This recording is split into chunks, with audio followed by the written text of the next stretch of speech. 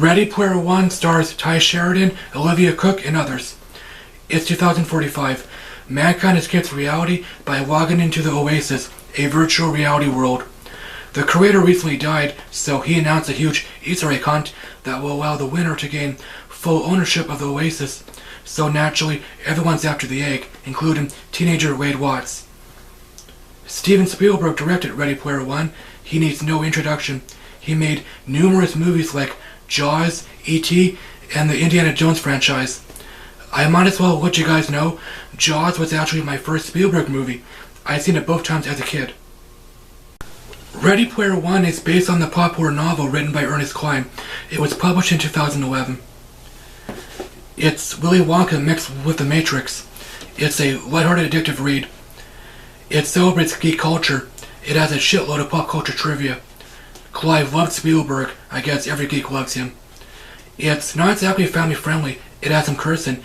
In fact, it has a few F-bombs. I'm not sure exactly how long it took me to read it. I say 3 weeks. I was really excited for Ready Player One for obvious reasons. I included it in my 2018 preview. I'm sure lots of people love Ready Player One. It's not bad, of course. It's entertaining but flawed. I initially thought it was good but not great. I was being a little hasty, like with Tomb Raider. If I haven't read the book, I guess I would have loved it. I'm only 29. I guess I'm a little jaded now. Sheridan plays Wade Watts, a geeky, optimistic teen. He's like Luke Skywalker, Steve Rogers, or Goku. Wade is a generic hero. He was naturally developed more in the book. Wade lives in poverty. He lives with his aunt and her abusive boyfriend. They were barely shown like in the book. I think the aunt was meaner in the book. Wade's wife was barely shown. We should have seen a little more for characterization. Olivia Cooke plays Samantha Cooke, a tomboy, a badass stoic teen, but she naturally has a soft side. She's a rebel. She's like Leia Solo. She's protective of her identity, like any smart person would be. Olivia and Ty have good chemistry, sure, but the romance was weak and forced. Samantha is Canadian in the book. She lives in Vancouver, British Columbia, where I was born. Ben Mendelsohn plays Nolan Sorrento, the villain. He's the owner or corporate overlord of the IOI, Innovative Online Industries. He wants to own the Oasis because of corporate greed. Yeah, he's a typical villain, but he's not boring. Ben naturally chews the scenery. T.J. Miller plays IROC, a bounty hunter working for Nolan. You could say he's the Boba Fett of this movie.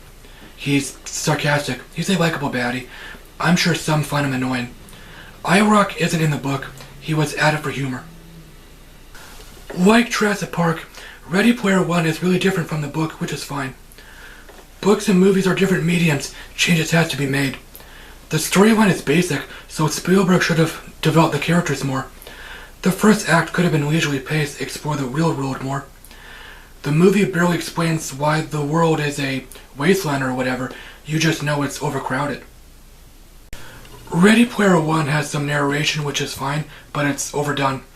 Spielberg forgot about one simple rule: show, don't tell. In the prologue, Wade is narrating, explaining the Oasis to us. While he was narrating, we've seen a few people on the Oasis doing whatever they want. A kid was shadowboxing and a woman was pole dancing. Yeah, I chuckled. Ready Player One is family friendly, but not too much. It definitely earns the PG-13 rating. It has some language, not a lot. Teenagers naturally talk like teenagers.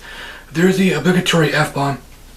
Without spoiling anything, there's a creepy, dangerous digital journey. Like the book, Ready Player One has a lot of pop culture stuff. It has numerous pop culture references up the ass, up the wazoo.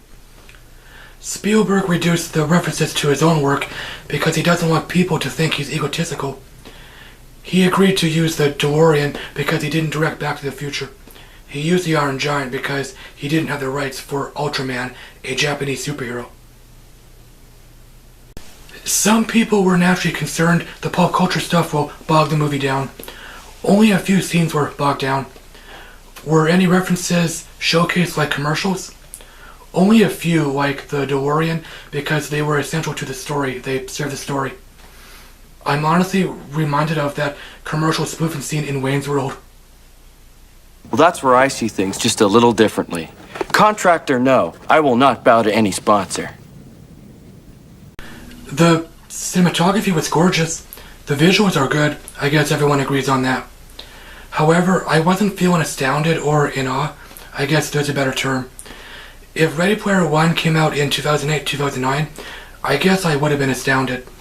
It looks like a video game I can't play. It mostly takes place in the Oasis, like the book, but that has more real-world scenes. The action was fine. It's not bland. It's like watching a video game or a theme park ride. There's no tension. You don't feel like anyone is in danger because dying in the Oasis is not a big deal. You're dead for at least 2 hours. It's not like in the Matrix where if you die in the Matrix, you're dead in the real world. Ready Player One gets a C. It's not bad. It's an entertaining but forgettable adventure. I guess I would have loved it if I hadn't read the book. The acting was good. Sheridan and Olivia Cooke have good chemistry. Mendelsohn chewed the scenery. The visuals were good, but I wasn't astounded. I guess I'm a little jaded. I might as well say Ernest Cline is writing a sequel. If it gets turned into a movie eventually, I'm down with it.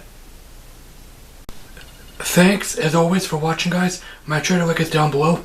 Let me know what you think of Ready Player One. Did you like it or hate it? Have you read the book? Spielberg will make another Indiana Jones movie. It should be fun. Maybe I'll review this franchise. We'll see. I'll talk to you later. Alrighty then.